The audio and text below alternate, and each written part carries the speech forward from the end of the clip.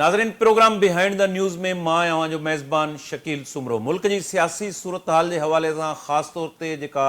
KPK की सूरत हाल है वह इंतहाई वर्स्ट सूरत हाल है। DG ISPR जेका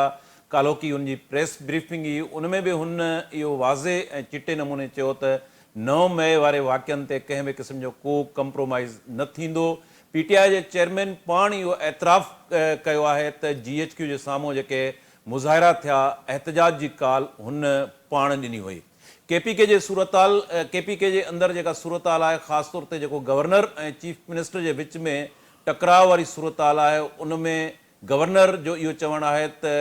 KPK जे अंदर दहशतगर्दन के खुद पाण उतां जो वॾो वज़ीर जेको आहे उहो भतो ॾींदो रहियो आहे। मखसूस निशस्तुनि वारो जेको केस है वो भी तमाम घणो इम्पोर्टेंट है। ॾिसजे जेका रिव्यू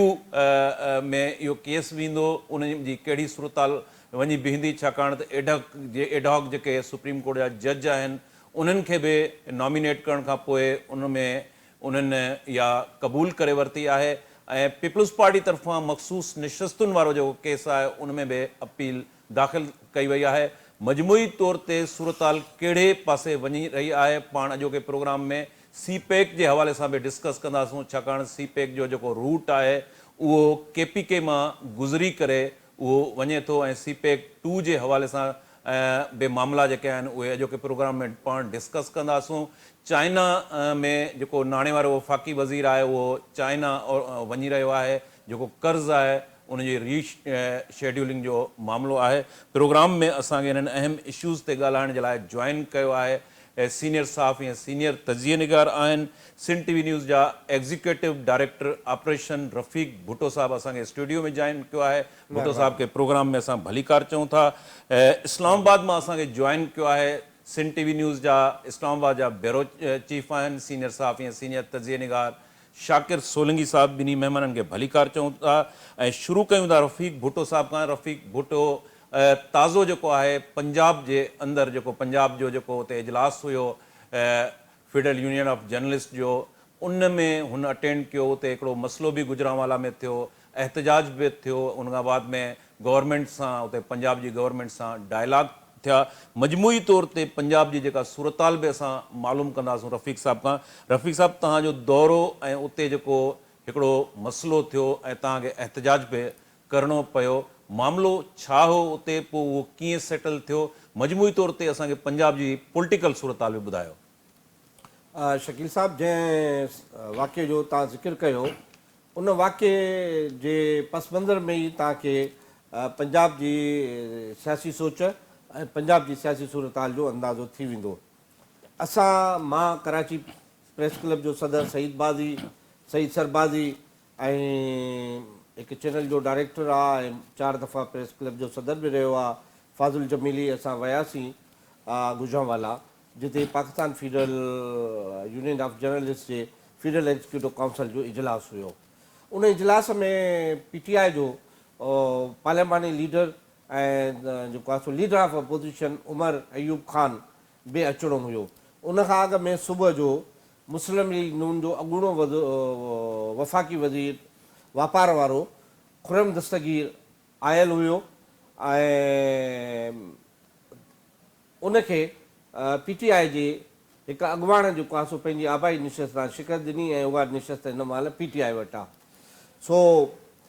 उमर अयूब अचिणो त उते जेको आहे सो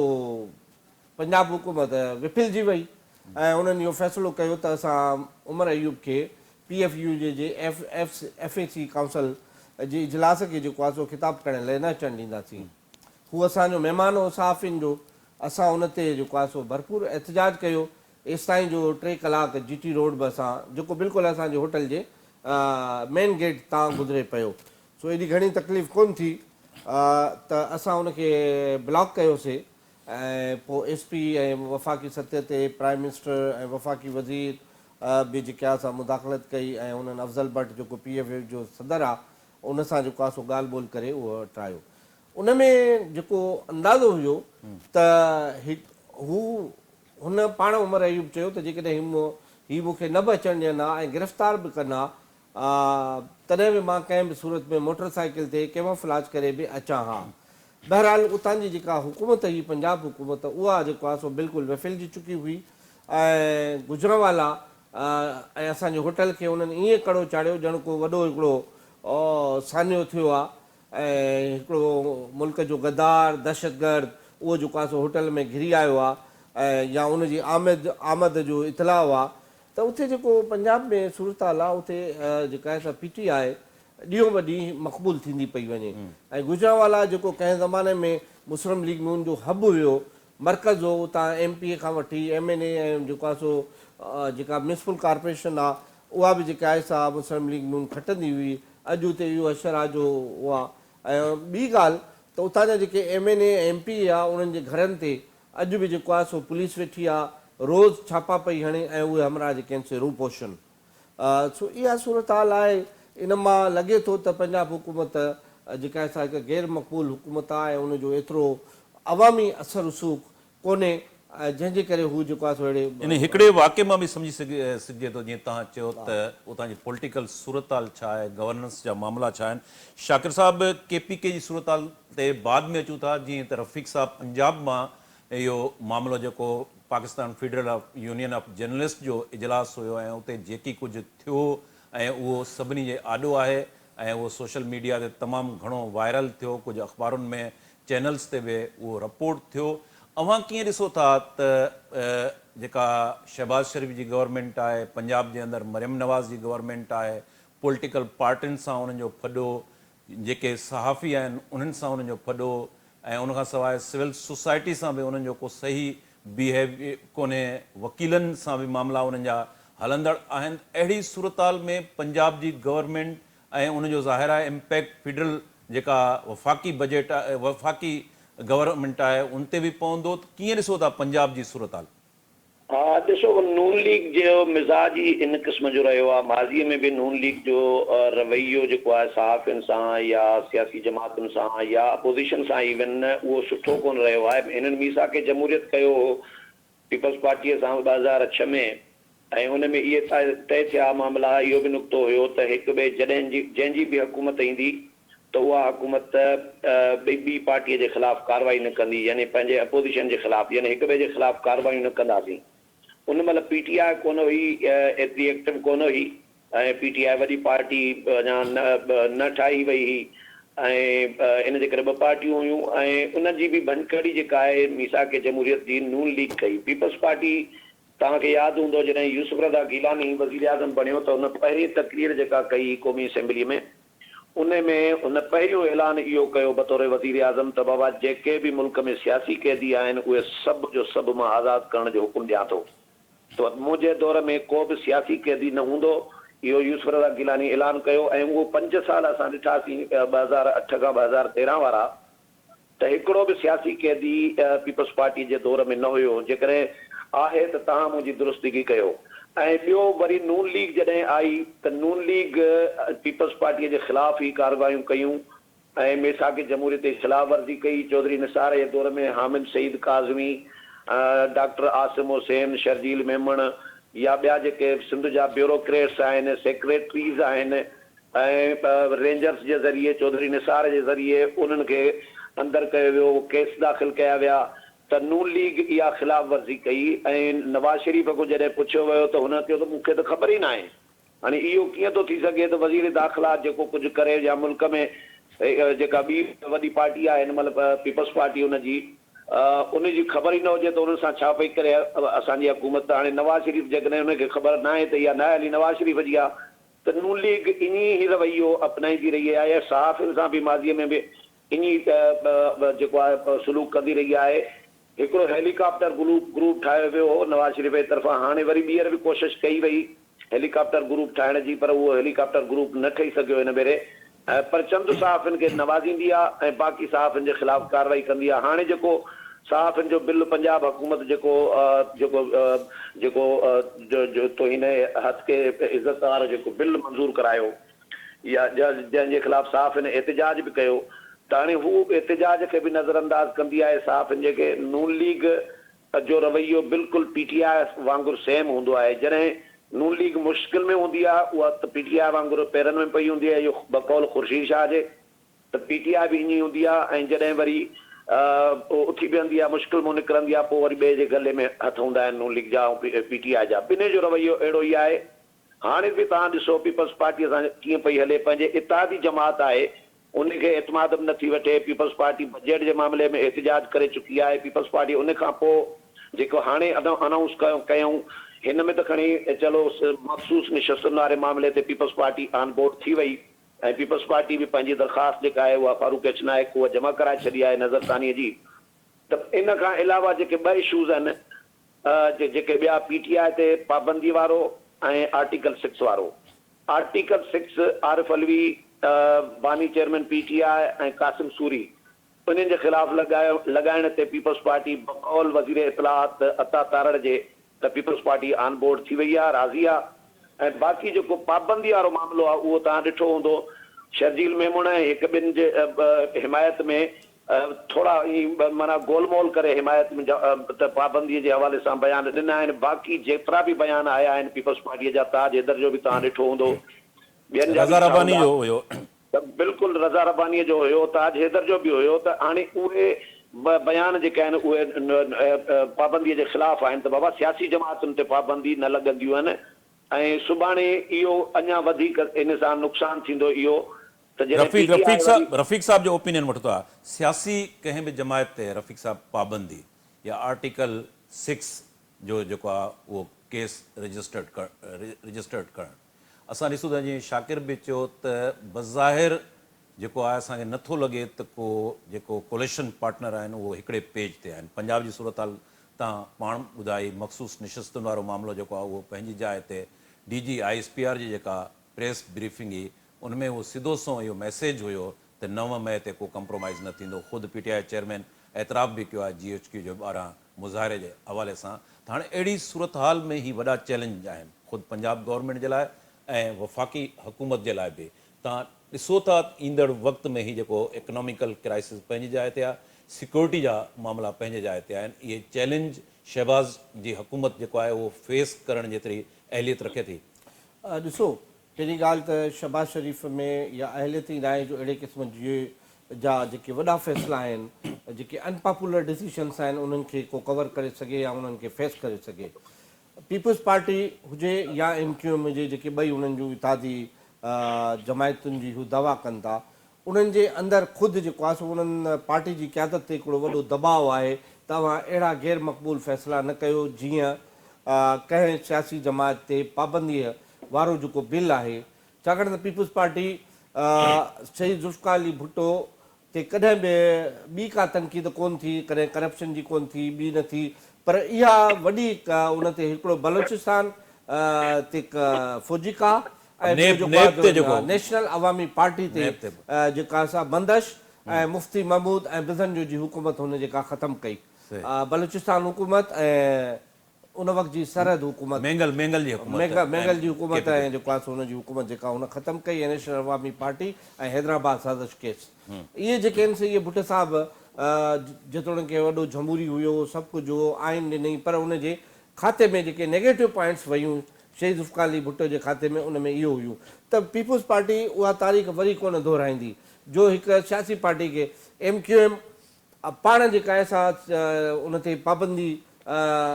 लॻी मिसाल तौर ते उनजो बानी जेको आहे सो उन्हनि खां अलॻि कयो वियो जेको बि थियो MQM जे अंदरि जेको बि थियो त MQM पंहिंजे इन सॼे तजुर्बे मां सबक़ सिखिया आहिनि पंहिंजे इन तजुर्बे मां गुज़री आहे इन पॉलिटिकल क्राइसिस बहराननि मां गुज़री आहे न MQM इन जो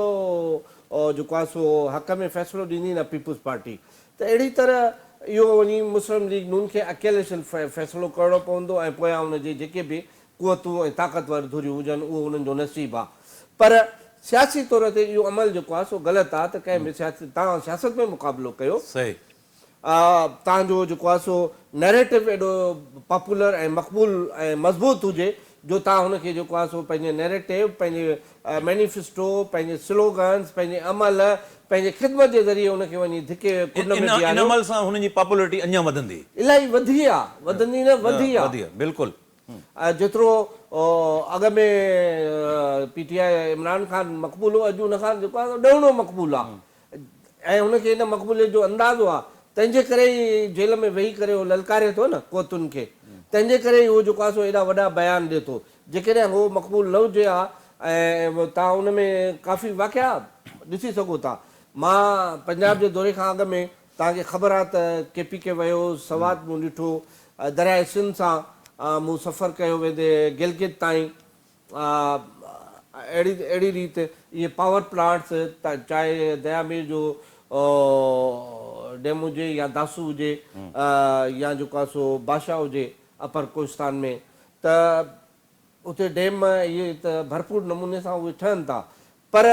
अवाम में उन्हनि जी जेका मक़बूलियत आहे इन पासे उहा एतिरी कोन्हे का। उहा मक़बूलियत हिननि सियासी पार्टियुनि खे बहाल करणी पवंदी ऐं इमरान ख़ान जो सियासी तौर ते मुक़ाबिलो करिणो पवंदो। बिल्कुलु सियासी तौर ते मुक़ाबिलो करणु खपे। KPK जी सूरत-हाल ते शाकिर साहब अचूं था। KPK जे अंदरि इंतिहाई वर्स्ट सूरत-हाल आहे, सिक्योरिटी जे हवाले सां, अफ़गान बॉर्डर जे हवाले सां, ऐं ॿी वॾी ॻाल्हि त गवर्नर ऐं चीफ मिनिस्टर उहे पाण में कोन था ठहनि। गवर्नर जी जेका स्टेटमेंट आई आहे त दहशतगर्दनि खे ख़ुदि उतां जो चीफ मिनिस्टर जेको आहे अली अमीन गंडापुर उहो ख़ुदि भतो ॾिए थो पियो, ऐं ताज़ो जेके वाक़िया थिया उनमें DG ISPR बि चवणु हो त उनमें PTI जी इन्वॉल्वमेंट क्लियर तौर ते ॾिसण में अचे थी पई। KPK जी सूरत हाल ते कुझु ॻाल्हायो। हा बिल्कुलु, KPK जी सूरत हाल इंतिहाई ख़राबु आहे। KPK जा जेके 3 डिवीजन्स आहिनि, बन्नू, डेरा इस्माइल ख़ान ऐं कोहाट, असांजी टियों ॾींहुं चोथों ॾींहुं मौलाना फज़लुर रहमान सां जेका मुलाक़ात थी उन में मौलाना इहे 3 डिवीजन जेके आहिनि इन्हनि जी निशानदेही कई ऐं मौलाना प्रॉपरली इलाइक़ा ॿुधाया त इन्हनि में ही इलाइक़ा आहिनि जिते जिते जेके बिल्कुलु दहशतगर्दनि जे हवाले आहिनि ऐं उते पुलिस राति जो थाणनि में लिकी थी वञे, पुलिस ॿाहिरि निकिरी नथी सघे ऐं माण्हुनि खे दहशतगर्दनि जे रहम करम ते हुकूमत छॾे ॾिनो आहे। ऐं जीअं गवर्नर चवे थो त अली अमीन गंडापुर दहशतगर्दनि खे ख़ुदि भतो ॾींदो रहियो आहे, त बिल्कुलु इहा ॻाल्हि असां बि ॿुधी आहे ऐं PTI जे हवाले सां इहो हिकिड़ो बिल्कुलु क्लियर थी चुकियूं आहिनि शयूं त दहशतगर्दनि खे PTI ॿीहर आबाद कयो। ऐं PTI जे दौर में पहिरियां जेके ऑपरेशन थिया, सवात जी कहिड़ी सूरत हाल हूंदी तव्हांखे यादि हूंदो त सवात में पाकिस्तान जो झंडो न लॻल हूंदो ऐं बेनज़ीर भुट्टो शहीद मोहतरमा बि चयो त असां सवात में पाकिस्तान जो झंडो लहराईंदासीं। उन खां पोइ पीपल्स पार्टी जे दौर में सवात में फ़ौजी ऑपरेशन थियो, पर सवात जे माण्हुनि खे नकल मकानी करणी पई हुई ऐं हीउ जेको ऑपरेशन जंहिंजी PTI मुखालफ़त करे पई, जंहिंजे ख़िलाफ़ प्रोपेगंडा करे पई PTI, इहो ऑपरेशन कल्ह DG ISPR क्लियर कयो त इहो फ़ौजी ऑपरेशन न आहे, ही इंटेलिजेंस बेस्ड टारगेटेड ऑपरेशन आहे। जिते जिते इतला मिलंदो दहशतगर्दनि जो उते ऑपरेशन कयो वेंदो, उते अटैक कयो वेंदो ऐं ईअं न आहे त को शहर ख़ाली करायो वञे जीअं सवात ऑपरेशन में थियो, जीअं ज़रबे आज़म में थियो या ॿिया जेके ऑपरेशन मुख़्तलिफ़ थिया आहिनि उन में हिन में नकल मकानी माण्हुनि खे न करणी पवंदी। माण्हू बेघर न थींदा, माण्हू पंहिंजे घरनि में मौजूदु हूंदा, पर जिते इंटेलिजेंस जी रिपोर्ट हूंदी, इतलाह हूंदी त हिते दहशतगर्द वेठा आहिनि त उन्हनि दहशतगर्दनि जे ठिकाणनि ते जेको आहे उहो हमला कया वेंदा ऐं 112 DG ISPR जे बकौल त 112 डेली बेसिस ते जेके टारगेटेड ऑपरेशन आहिनि उहे इंटेलिजेंस बेस्ड जो आहे उहे कयूं पिया ऐं फ़ौज बि करे पई, उन में पुलिस बि करे पई ऐं सिक्योरिटीअ जा ॿिया इदारा बि शामिल आहिनि। ही फ़ौजी ऑपरेशन न आहे, हिनखे फ़ौजी जेको लिंक कयो पियो वञे ॿियनि ऑपरेशन सां, ऑपरेशन ज़रबे अज़ब या सवात ऑपरेशन सां, त उन क़िस्म जो ही ऑपरेशन न आहे ऐं हिन जी ज़रूरत बि आहे। त ज़ाहिर आहे तव्हां वटि अमन अमान न हूंदो त तव्हांजो CPEC 2 जेको आहे उहो चाइनीज़ कंपनियूं कीअं ईंदियूं, छो ईंदियूं हिते? जॾहिं तव्हां वटि तव्हां चाइनीज़ खे मारींदव, तव्हां चाइनीज़ जा जेके वर्कर आहिनि या इंजीनियर आहिनि उन्हनि खे टारगेट कंदा थींदा तव्हांजे मुल्क में, त तव्हांजो CPEC 2 त रुकिजी वेंदो, सिधी ॻाल्हि आहे। ऐं चाइना डिमांड कई आहे इहा, जेका चाइनीज़ वज़ीर आयो ऐं जेके सरमायाकार आया उनजी इहा पहिरीं डिमांड इहा आहे कि भई दहशतगर्दी हिते वधंदी पई वञे, पहिरियों दहशतगर्दी खे रोकियो ऐं रूट बि CPEC जो KPK में आहे। ज़ाहिर आहे को त जेकॾहिं दहशतगर्दी हूंदी त अमन अमान न हूंदो, त पोइ ज़ाहिर सरमायाकारी न थींदी, सरमायाकारी न थींदी त मईशत तव्हांजी बहितर न थींदी ऐं सियासी ऐं माशी इहे अदम इस्तेकाम त ज़ाहिर आहे अॻिते इहो अफोर्ड ई नथो करे सघे वही मुल्क। जी रफ़ी साहब, CPEC जी शाकिर ॻाल्हि कई, CPEC 2 हींअर डिस्कस थिए पियो। इंटरनेशनल लिंक्स पाण जे करे ॻोल्हियूं ऐं तव्हांखे यादि हूंदो त अफ़गानिस्तान जे अंदरि जॾहिं रशिया मूव कयो हो त पोइ इंटरनेशनल पॉलिसी जेका आहे उहा तब्दील करणी पई ऐं पोइ सॼो असां ॾिठो 77 में कीअं गवर्नमेंट जेका आहे डिज़ॉल्व थी, भुटो जो हैंग थियणु, जनरल ज़िया जो अचणु, सॼी असां वटि उहो सॼो एरा जेको आहे उहो अखे नाॾो अची वञे थो। हींअर जेको चाइना आहे उहो चाइना अफ़गानिस्तान जे अंदरि मूव कयो आहे। काफ़ी डेवलपमेंट जेके प्रोजेक्ट्स आहिनि उहो चीनी कंपनियुनि जे हवाले कया विया आहिनि। ऐं ॿिए पासे ॾिसूं था त हेॾां CPEC 2 जी ॻाल्हि थिए थी पई, प्राइम मिनिस्टर थी आयो, फाइनेंस मिनिस्टर जेको आहे अॼु ओॾे चाइना वञे पियो। बन्नू ऐं अफ़गान जेका सरहद आहे उहो 40 किलोमीटरनि जो विच जो फ़ासिलो, माना वेझो आहे। असां ॾिठो त इमरान ख़ान जे दौर में जॾहिं प्राइम मिनिस्टर हुयो त तालिबान खे हिते वापसि आंदो वियो। तव्हां कीअं ॾिसो था त इन सॼे मामले ते इंटरनेशनल लिंक अमेरिका जे हवाले सां बलूचिस्तान जी सूरत हाल बि असां ॾिसूं था त वर्स्ट आहे, KPK जी बि सूरत हाल वर्स्ट आहे। सूरत हाल कहिड़े पासे वञे पई इंटरनेशनल लिंक्स जे हवाले सां थोरो तव्हां ॾिसो, ज़ाहिरी ॻाल्हि आहे अमेरिका कॾहिं बि न चाहींदो त चाइना ऐं पाकिस्तान जी दोस्ती डे बाय डे स्ट्रेंथन थिए, मुस्तहकम थिए। उन तालुक खे ख़तमु करण जे लाइ, इन मज़बूत रिश्ते खे में दरार विझण लाइ ज़रूरु कोशिशूं अॻु बि थियूं आहिनि ऐं उन में कॾहिं इंडिया इस्तेमालु थियो आहे, कॾहिं जेको आहे सो ॿियूं क़ुवतूं। ग्वादर जा वाक़िया हुजनि, चाइनीज़ जो सां थींदड़ दहशतगर्दी हुजे, इहे सभु उन जा सबूत आहिनि। पर मूं ॾिठो आहे त हुकूमत जो जेको हिन में अज़म आहे, पाकिस्तान हुकूमत जो, उहो ॾाढो मज़बूत आहे। उहे चाहिनि था त चीन सां असांजो जेको तालुक़ु आहे उहो जेको आहे सो मज़बूत रहे ऐं काफ़ी उन में सदर आसिफ अली ज़रदारी उन में काफ़ी संजीदा आहे ऐं मियां शहबाज शरीफ़ उन में संजीदा आहे। त इहे जेके ॿ मुल्की शख़्सियतूं आहिनि, वज़ीर आज़म सदर, इहे संजीदा आहिनि। पर ग्राउंड रियलिटी उन्हनि सां कीअं बीहणु खपे, उहा उन ताक़त वारी मज़बूती जेका आहे उहा नज़र कोन थी अचे। छाकाणि त जीअं त CPEC जो 70% जेको हिसो आहे उहो हिन महिल KPK उनजो कंपोनेंट आहे। पाणी जा प्रोजेक्ट हुजनि, शाहर कराकरम हुजे या चाइना सां मिलंदड़ रस्ता हुजनि, उन में KPK हुकूमत जो जेको किरदारु आहे उहो तमामु घणो आहे। तव्हां ॾिठो हूंदो त अफ़गानिस्तान सां पाकिस्तान जूं जेके सरहदूं मिलनि थियूं उहे एतिरियूं मज़बूत ऐं कानून वारे अमलदारीअ हेठि न आहिनि। अफ़गानिस्तान सां 6 मुल्कनि जूं सरहदूं मिलनि थियूं, उते वीज़ा बि आहे, उते कानून बि आहे, उते रूल्स ऑफ प्रोसीजर्स ऐं इमिग्रेशन एडॉप्ट थिए थी। पाकिस्तान जूं जेके अफ़गानिस्तान सां सरहदूं मिलनि थियूं उते को कानून ई कोन्हे। शनाख्ती कार्ड ते अफ़गानिस्तान वञो, DG ISPR बि पंहिंजो ज़िक्र कयो, मदरसनि जी बि ॻाल्हि थी। बिल्कुलु ईअं। हा, जॾहिं त इहा ॻाल्हि असां वटि जॾहिं उन ॾींहुं उमर अयूब आयो त उन बि इहा ॻाल्हि कई त उन में कुझु असांजूं बि कोताहियूं आहिनि त असां स्मगलिंग जा, ईरान सां सरहदुनि ते स्मगलिंग हुजे, डीज़ल कीअं थी पहुचे असां वटि, ईरानी सादो सामान कीअं थो पहुचे, कोटिया सॼो ईरानी सामान सां भरियो पियो आहे। तव्हांजो चमन, तव्हां KPK में वञो, तेमरगिरा हुजे, चकदरा हुजे, तव्हांजूं ॿियूं शयूं हुजनि, उते इम्पोर्टेड गाॾियूं जिन जी पाकिस्तान में क़ीमत 7 करोड़ हुजे, उहे जेके आहिनि से नॉन कस्टम पेड गाॾियूं तव्हांखे करोड़ ॿिनि में लग्ज़रियस गाॾियूं तव्हांखे जेके आहिनि से मिली वञनि थियूं। त इहा जेका टैक्स चोरी आहे जंहिं ते हाणे लठ खणी आहे, इन में असांजे जेके ताक़तवर क़ुवतूं आहिनि उन्हनि खे असांजे सियासी जेके हुकूमतूं आहिनि उन्हनि सां गॾु बीहणो पवंदो। जॾहिं सियासत ऐं इदारा पाण में गॾिजी करे अॻिते हलंदा, हिकु अज़म सां हलंदा, त पोइ हिते मईशत बि मुस्तक़िम थींदी ऐं सियासत बि मुस्तक़िम, पॉलिटिकली स्टेबिलिटी बि अची सघंदी। लास्ट क्वेश्चन प्रोग्राम असां वाइंड अप तरफ़ वञूं पिया। शाकिर, मोहम्मद हनीफ़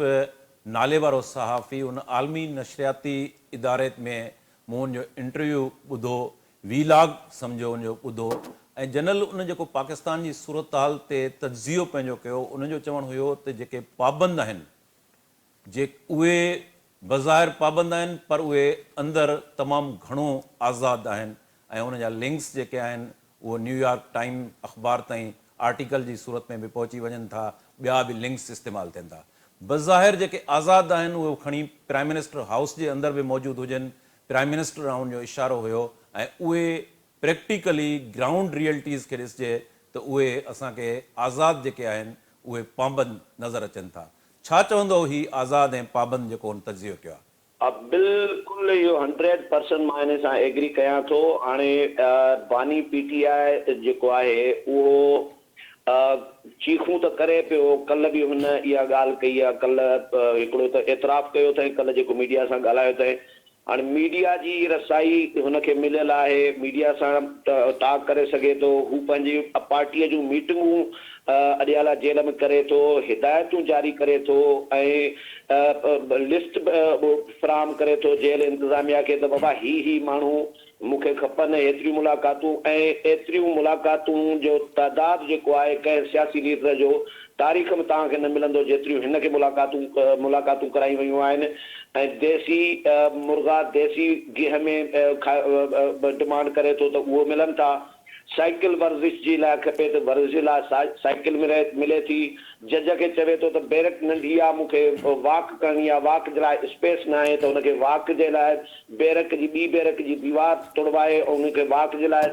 ॾिनो वञे थो। उनजे बावजूदि हू चीखूं इहो करे थो त बाबा मूंखे डेथ सेल में रखियो वियो आहे। भाई वरी तस्वीरूं बि आयूं, सुप्रीम कोर्ट तस्वीरूं घुरायूं, उहो उन में तव्हां ॾिसो त कहिड़ा कहिड़ा किताब पिया आहिनि, फ्रिज पई आहे, ॿियूं सभु हर शइ हुनखे आसाइश हुन वटि सामान मौजूदु आहे। त इहो कहिड़ो जेल आहे, इहो कहिड़ो क़ैदी आहे? इहो बिल्कुलु मोहम्मद हनीफ़ सां मां एग्री कयां थो त हू मुकमल तौर ते तमामु जो तमामु सहूलतूं हिकिड़े आज़ाद शहरी वांगुरु जेको आहे उहे पंहिंजूं सहूलतूं जेके आहिनि हुनखे मिलियल आहिनि ऐं हू इंजॉय करे पियो। ऐं हुनखे इहो सिर्फ़ु चीखूं इन जे करे, मुंहिंजो ख़्यालु इहो आहे त इहो रोअण पिटण इन जे करे थो त हिकिड़ो त कारकुननि खे अहसासु ॾियारणो आहे त बाबा जेके कारकुन हिन वक़्तु मुश्किल वक़्त में आहिनि त उन्हनि खे इहो अहसासु न थिए त मां को हिते ऐश कयां पियो जेल में, ऐं उन्हनि खे इहो अहसासु ॾियारणो आहे त बाबा मां बि तकलीफ़ में आहियां, मां बि डेथ सेल में थो रहां ऐं मूंखे बि सहूलतूं कोन्हनि, मां बि परेशान आहियां, तव्हां रुॻो परेशान आहियो। हिकिड़ो त कारकुननि खे इहो अहसासु ॾियणो आहे त कारकुननि में डिसअपॉइंटमेंट न फैलिजे। ऐं ॿियो त अदलिया जी माना हमदर्दियूं हासिलु करणु, त अदलिया मुदाख़लत करे कंहिं न कंहिं तरीक़े सां अदलिया मूंखे ॿाहिरि कढाए आज़ादु कराए। हे रोअण पिटण सिर्फ़ु इन जे करे थो, बाक़ी हुनखे तमामु सहूलतूं हिकिड़े आम आज़ादु शहरी वारियूं जेके आहिनि हुनखे जेल में सहूलतूं बिल्कुलु मिलियल आहिनि। इन सां महिरबानी शाकिर सोलंकी साहब, रफ़ीक भुट्टो साहब। नाज़रीन, ते प्रोग्राम जो वक़्तु पुॼाणी खे पहुतो। ईंदड़ प्रोग्राम ताईं पंहिंजे मेज़बान शकील सुमरो खे इजाज़त ॾींदा। अल्लाह।